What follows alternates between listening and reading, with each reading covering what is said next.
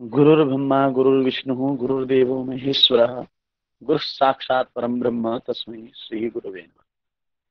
सदाशिवसमारम्भां शङ्कराचार्यमध्यमाम् अस्मदाचार्यपर्यन्तां वन्दे गुरुपरम्पराम्।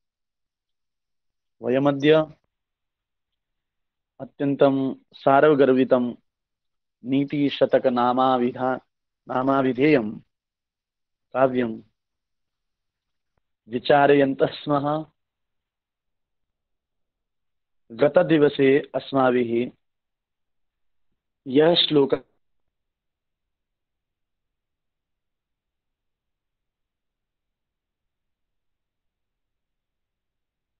पठितः आसीत्। अद्यतनीय अस्य प्रसंगः एवं यत् मनुष्याकाररूपाः ये जनाः ते पशुवद् व्यवहरन्ति। पशुवद् व्यवहारतः ते पशुकोटौ गणिताः इति।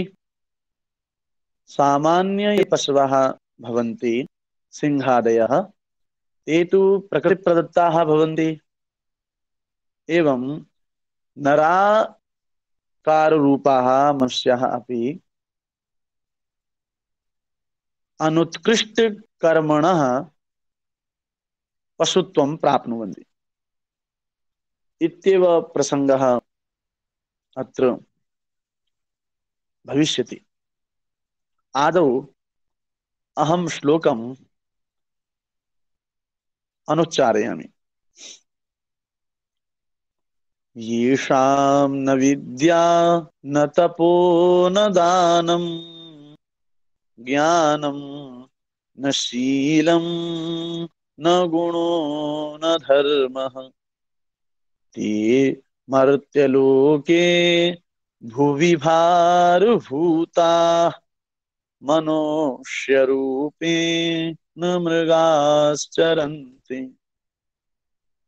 येषां न विद्या न तपो न दानं ज्ञानं न शीलं न गुणो न धर्मः ते मर्त्यलोके भुवि भारभूताः मनुष्यरूपे न मृगाश्चरन्ति इति। उक्तं पद्यं प्रायः सर्वासां कक्षाणां पाठ्यपुस्तकेषु बालकस्य पुस्तके अथवा शास्त्रीयस्तरे पुस्तके एतादृशं सुभाषितम् अस्माभिः पुस्तकमाध्यमेन श्रूयते।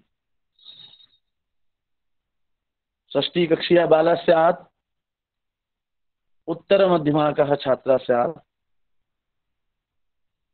तेषां पाठ्यक्रमे इदं सुभाषितम् इदं पद्यं सुभाषितरूपेण भवत्येव। अत्यन्तं सुन्दरं रमणीयः अर्थः यादृशः अस्ति तथैव तस्य अर्थस्य अनुसारी शब्दविन्यासः वर्तते अस्य श्लोकस्य। इदानीं पदच्छेदं कुर्मः। पदच्छेदविषये तु अत्र महती स्पष्टता विलोक्यते। येषां न विद्या न तपः न दानं ज्ञानं न शीलं न गुणः न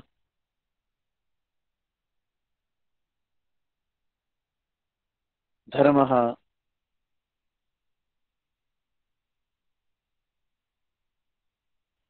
एवं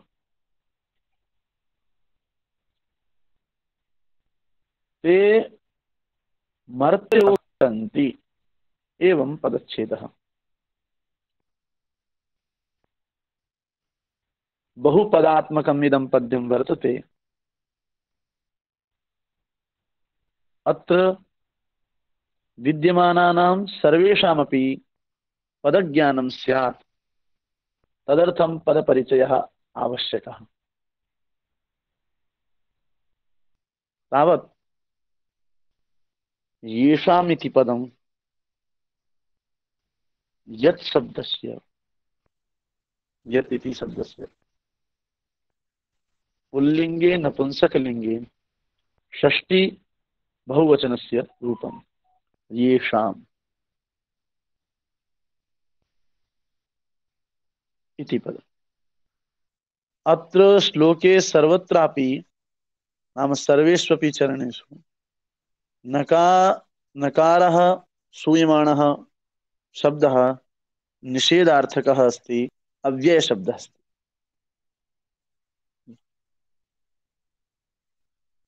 विद्या इति पदस्य प्रकृतिः विज्ञाने धातुः, प्रत्ययः टाप् प्रत्ययः, विद्या इति शब्दः सिद्ध्यति। स्त्रीलिंगे प्रथमा एकवचने विद्या इति शब्दः। अर्थः व्याकरणादि शास्त्र विद्या। तपः, तपःशब्दः। अत्र तप इति प्रकृतिः, असुन इति प्रत्ययः। सकारान्तः तपःशब्दः सिद्ध्यति। नपुंसक नपुंसकलिंगे प्रथमा एकवचने तपः, तपः तपसि तपांसि, तपः तपसि तपांसि एवं गतिं प्राप्नोति। दानं, दानम् इत्याकारस्य पदस्य उभयतः उभयथापि सिद्धिः भवितुम् अर्हति। प्रथमा उपपत्तिः भवति दानार्थक दा धातुः ल्युट् प्रत्ययः दानम्। दो द्वितीया उपपत्तिः भवति दो अवखण्डने धातुः ल्युट् प्रत्ययः। उभाभ्यामपि धातुभ्यां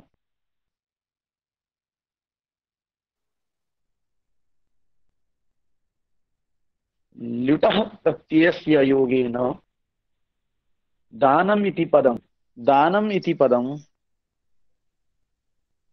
दानक्रियावाचकम्, द्रव्य दानक्रिया युक्तम्।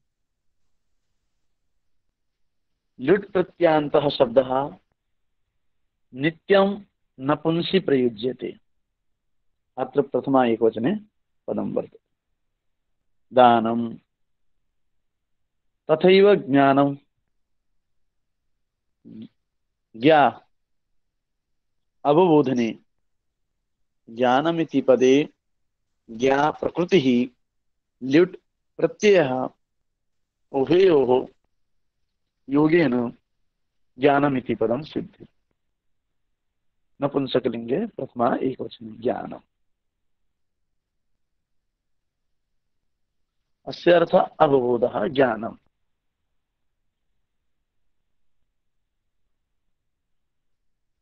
आम्, शीलम् इत्यत्र शील समाधौ इति प्रकृतिः,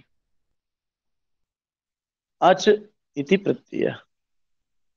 शीलम् इति पदं सिद्ध्यति शील धातोः अच प्रत्ययेन।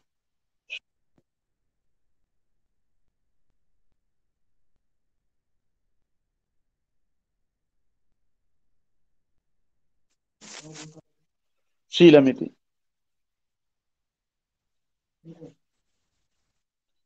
अत्र शीलमिति पदं पुंसि अपि भवति नपुंसि अपि भवति। अस्य अर्थः भवति चरित्रं,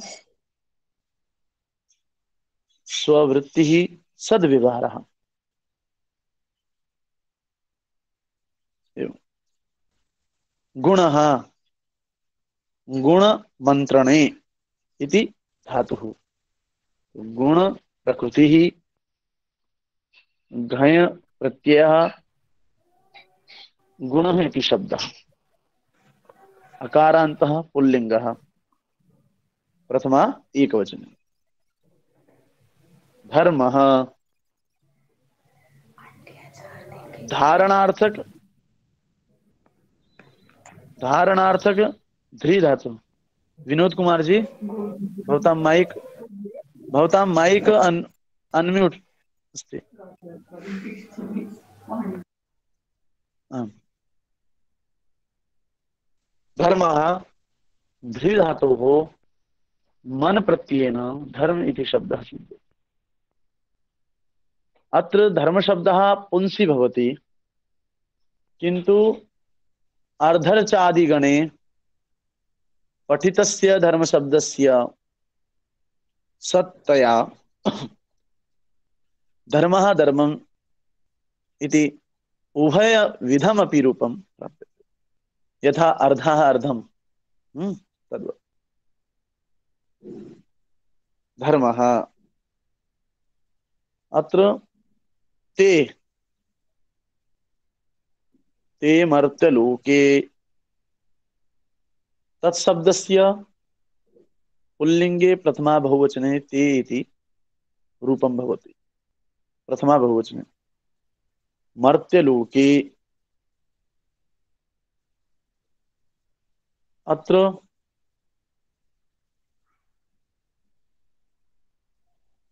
मृंग मरणे धातुः कश्चित् म्रियते इति रूपं भवति आत्मनेपदी धातुः म्रियते अत्र इति मर्तः तो मृंग धातोः मर्त शब्दः साधनीयः आदौ मर्त शब्दात् यत् भवार्थे यत् प्रत्ययः भवति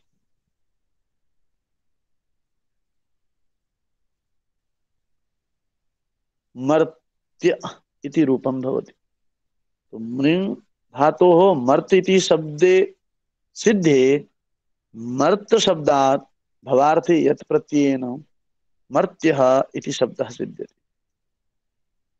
इति लोक्री दर्शने धातोः घय प्रत्ययेन लोकः इति शब्दः सिद्ध्यति तस्य अर्थः जनः विश्वम् एवं लोक्यते अस्मिन् इति लोकः एवं एवं रीत्या लोकशब्दः जनवाचकः संसारवाचकः मर्त्यस्य लोके मर्त्यलोके एवं ते मर्त्यलोके भुवि भारभूताः भुवि भारभूताः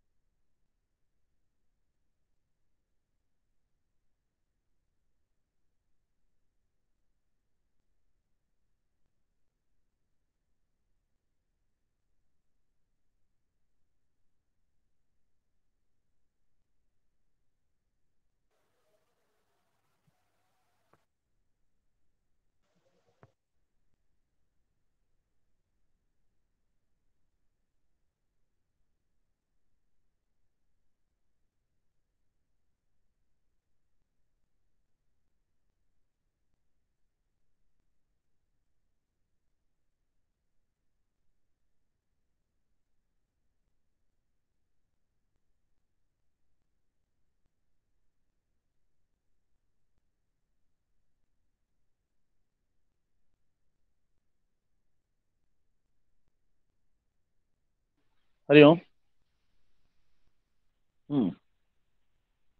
भारभूताः इति पदम्। अत्र पदद्वयं वर्तते। भार इति पदं, भूत इति पदम्।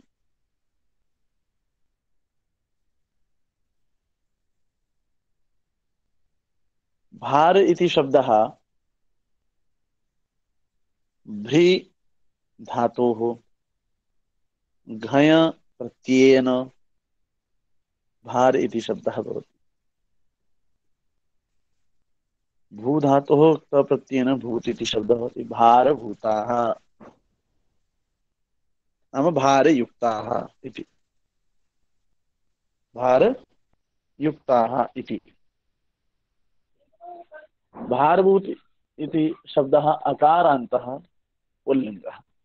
वस्तुतः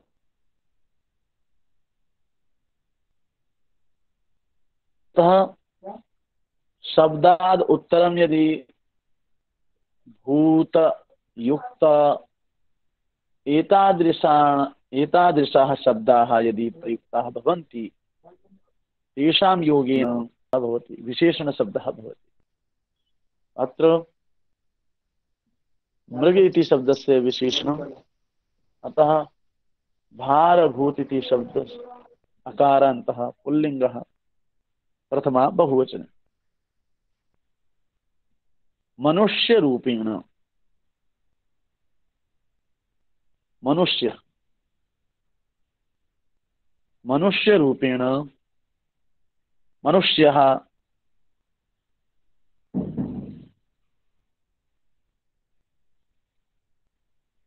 अत्र मनुशब्दात् मनोः अपत्यम् इत्यस्मिन् अर्थे मनुष्यः इति शब्दः भवति।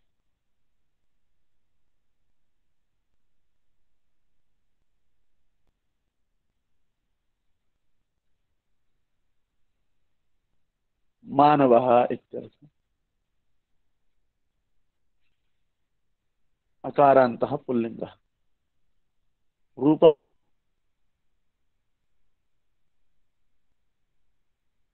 इति शब्दः त्व इत्यर्थे पठितः। मनुष्यरूपेण न मनुष्यत्व, मनुष्यत्वेन एवं। रूप इत्यपि शब्दः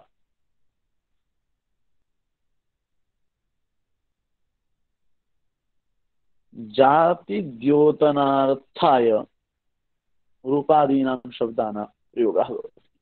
मनुष्यरूपेण न मनुष्यत्वेन। अध्यापक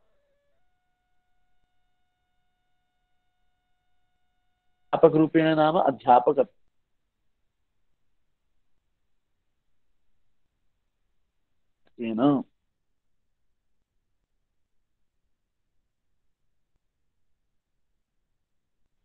एवं।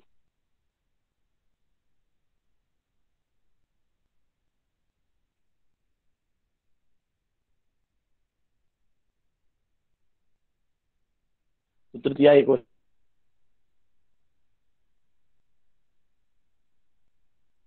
वचने मनुष्य।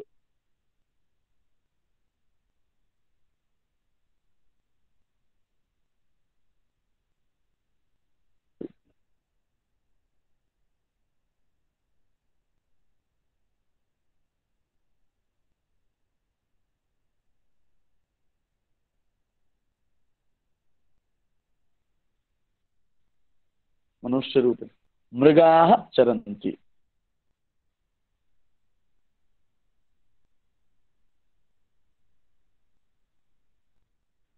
मृगयते इति कश्चित् कस्यचित् धातुः रूपं। मृग अनुसंधाने, मृग गवेषणे इति धातुः। मृग शब्दात् एव मृगः इति शब्दः सिद्धः। तस्य रूढिः पशुविशेषे वर्तते। मृगगवेषणे हरिणाः इति। अकारान्तः पुल्लिङ्गः प्रथमा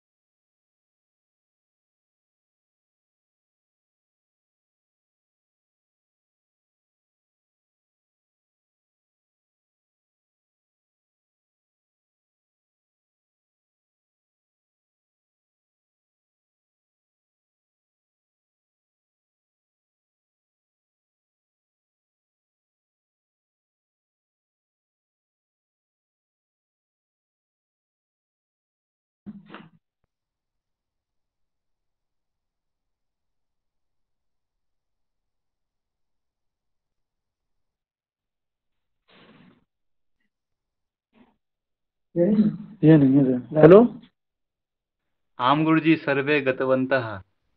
एक सेकंड।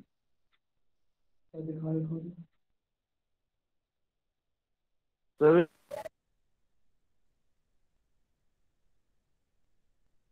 गतवन्तः, नीति शतक से ही गए हैं सभी लोग हैं? जी। ये कौन सी कक्षा है, नीति शतक की है?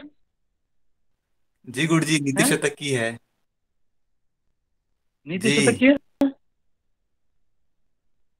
सभी लोग चले गए? जी गुरुजी नीति। अच्छा, जी नीति शतक की नेटवर्क है। प्रॉब्लम थी। आप लोगों के पास भी क्या नेटवर्क प्रॉब्लम है? जी नहीं, हम तो प्रतीक्षा कर रहे हैं।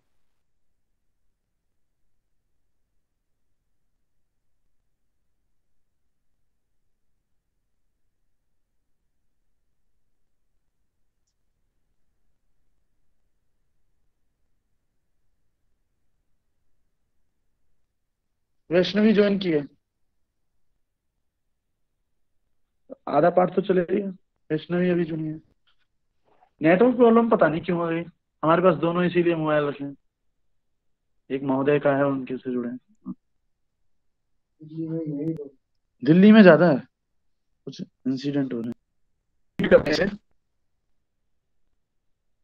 कि ये जनाः पशवः न सन्ति शरीररूपेण, किन्तु पशुवद एव जीवनं यापयन्ति, तान् प्रति नीतिशतककारः महर्षिः भर्तृहरिः आह कथयति, तेऽपि मनुष्याः मनुष्यजीवधारिणः अपि पशवः भवन्ति यदि तेषां पार्श्वे विद्या नास्ति।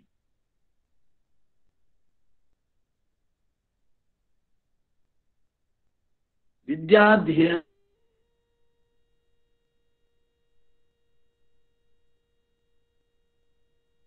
न कुर्वन्ति, शास्त्रादि शास्त्रादिः अध्ययनं न कुर्वन्ति, येषां न विद्या न तपः।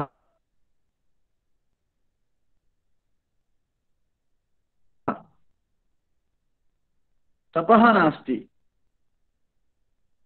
तपः नाम तपः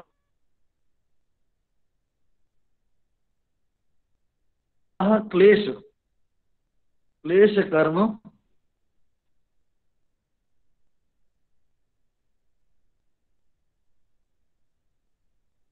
सहनम,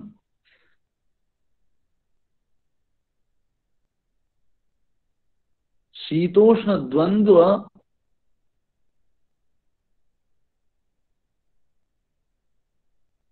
सहिष्णुता। शीतकालेपि अध्ययनं स्यात्, ग्रीष्मकालेपि अध्ययनं स्यात्। शीतोष्णकालयोः न विमुखः भवेत्, तादृशं तपः। तो तपः तपः नास्ति। दानम् इत्यर्थः सत्पात् यद् शास्त्र तस्य संचारः भवति। दानं ज्ञान प्रसारणम् इति। तो शास्त्रेपि उक्तमस्ति, तपः परं कृतयुगे त्रेतायां ज्ञानमुच्यते, द्वापरे यज्ञमेवाहुः दानमेक कलौ युगे। तो दानं तो बहुविधं भवति। धनस्य दानं स्यात्, आचरणस्य दानं स्यात्,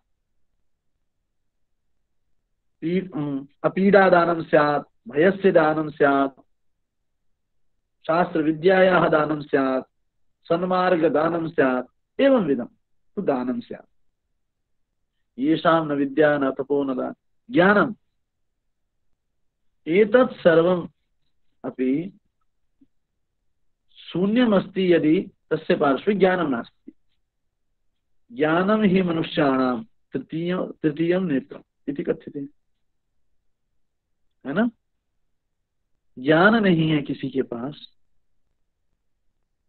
तो व्यक्ति वास्तव में अनंधा होते हुए भी अंधा है। ठीक है, इसलिए ज्ञान रूपी तृतीय नेत्र आवश्यक है। ज्ञान की भूरी प्रशंसा की है गीता जी में भी। नहीं ज्ञानेन सदृशं पवित्रमिह विद्यते तत्स्वयं योग संसिद्ध कालेन आत्मविन्दति। तो ज्ञान पद यहाँ हमने किसी जीविका को प्राप्त करने हेतु यदि हमने कोई शास्त्र पढ़ लिया है या वो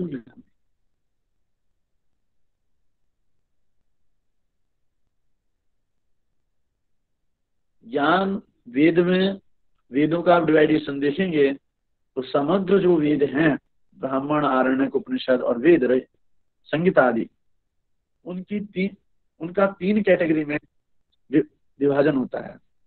कैसे? एक तो ज्ञान कांड, कर्म कांड, मीमांसा कांड। ज्ञान कांड, कर्म कांड, उपासना कांड। तो देखिए उपनिषद जो भाग है, वेद का अंतिम भाग, वो ज्ञान कांड है, वेदों से ही अंतिम भाग है।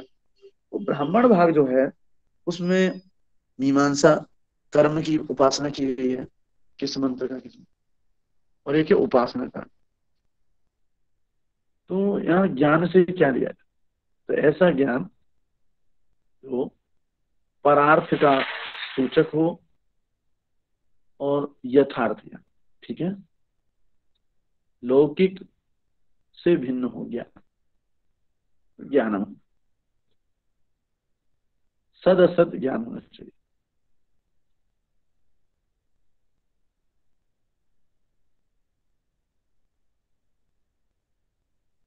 सदसत विवेक ज्ञान, येषाम न विद्या न तपो न दानम, ज्ञानम, ज्ञान होना चाहिए। शीलम, शीलम नाम चरित्र, सदवृत्ति ही, स्वभाव, व्यक्तिगत चरित्र होना चाहिए, सच्चारित्र होना चाहिए। चरित्र नहीं है तो ये सब विद्या, ये सब जो बातें हैं बहुत देर तक नहीं रह सकती, इसलिए चरित्र, शीलम नाम चरित्र। गुणों न धर्म, अब ज्ञान भी है, धर्म भी है, विद्या भी है, चरित्र भी है, किंतु गुण नहीं है। किसी दुष्ट ने कोई कार्य किया है और उसने प्रायश्चित किया है, क्षमा मांग रहा है तो क्षमादान करना, जीव मात्र पर अनुग्रह करना, सभी को साथ लेना। तो दया, दाना, दाक्षिण्य आदि, उदार आदि गुण होने चाहिए। गुण न धर्म, यदि धर्म भी नहीं है, सब कुछ है, यही नहीं पता लगा कर्तव्य, कर्तव्य क्या है, मया किम कर्तव्यमस्ति, मया किम अकर्तव्यमस्ति। तो कर्तव्य, कर्तव्य का जो ज्ञान होता है, ज्ञान रहता है, उसे धर्म बोलते हैं। कर्तव्य, कर्तव्य बुद्धि ज्ञानक होता है धर्म, है ना। तो यदि सभा में सब उपस्थित हों और ये ज्ञान हो रहा है आपको, ये पुरुष है, ये स्त्री है, ये पुरुष है, ये स्त्री है, ये आंखें तो देखेंगी पदार्थ को, किंतु वहां ये बात ही नहीं हो रही कि ऐशा गम्या, ऐशा गम्या, ये परस्त्री है, ये निजस्त्री है। स्त्रीत्व आकार में तो ज्ञान हो रहा है, स्त्रीत्व रूप में, किंतु पर निज स्त्रीत्व आकार का ज्ञान कराने लिए वहां धर्म की जरूरत है।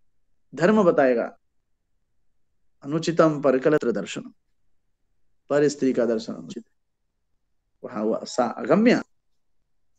तो इसलिए धर्म की आवश्यकता होती है, और धर्म तो विधि निषेधात्मक और वेद विहित कर्तव्य है, ठीक है। यदि एतेष्वपि एते सर्वेपि अपेक्षित विशेषः न भवन्ति, ते जनाः अस्मिन् मर्त्यलोके, अस्मिन् मृत्युलोके, अस्मिन् पृथ्वीलोके भुवि भारभूतः, भुवः पृथिव्याः भारभूताः, पृथिव्यां जीवनं यापयन्तः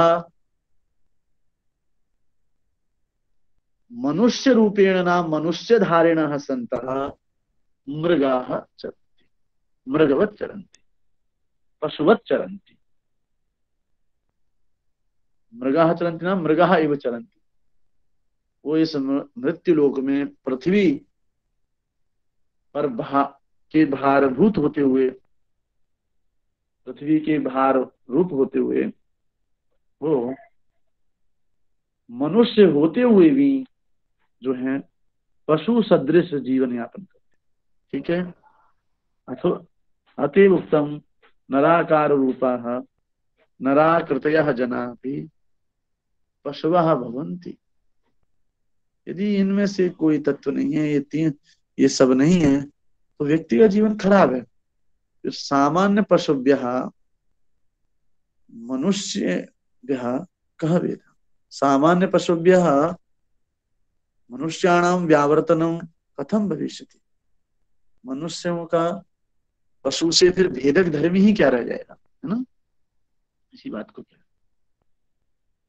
मनुष्य रूपेण, ये एक बात। मृगाः चरंती में जो बात है वो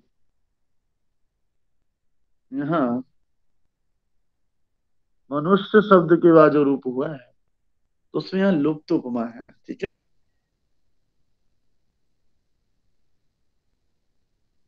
है कि मनुष्याः भुवि भारभूताः मनुष्याः मृगाः चरन्ति ना, मृगाः इव चरन्ति। तो मृग के जैसे इस तुलनात्मक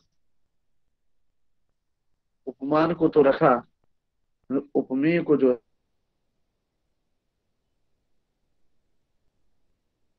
है दूसरी बात से कह।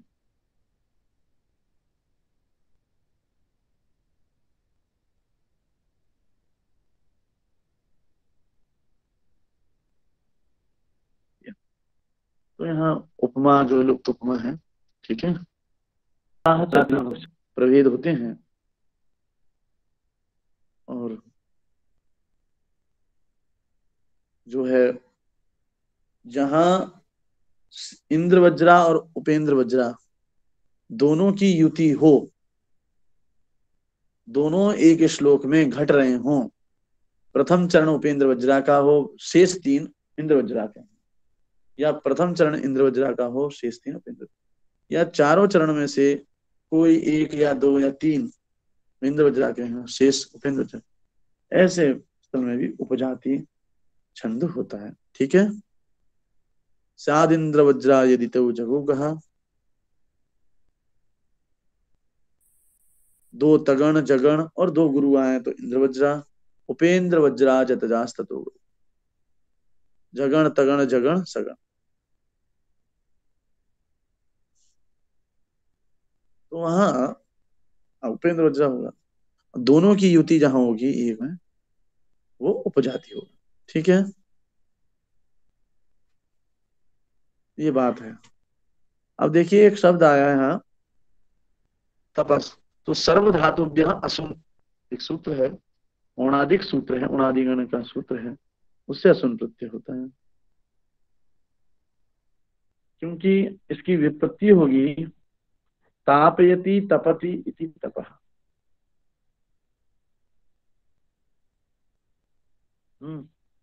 दानम की होगी दीयते इति दानम।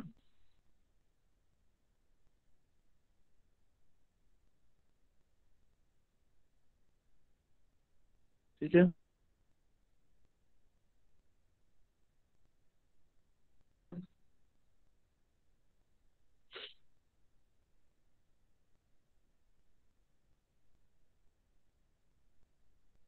या दानात दानम।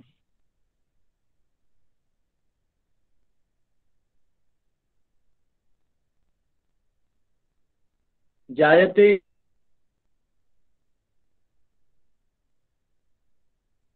इति ज्ञानम, ये हो जाएगा दीयते इति दानम।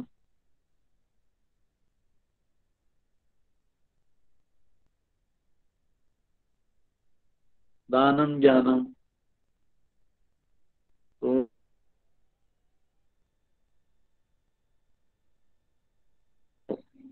गुण्यते इति गुणः।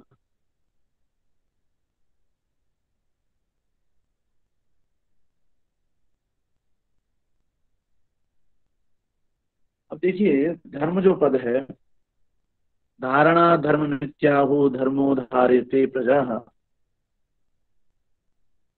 धारणा धर्म, जो धारण किया जाता है वो धर्म होता है, जो धारण का विषय बनता है वो धर्म होता है। माता पिता की सेवा करनी है, ये धारणीय है, वही उसका धर्म है। विद्यार्थी को अध्ययन करना है इत्यादि। अब है मर्तः मर्ते भवः मर्त्य, ऐसे शब्द होते हैं। ठीक है। भूवि भार भूता में भूवि भार भूता नहीं कहना था, क्योंकि भार भूता का संबंध भू से है, पृथ्वी से।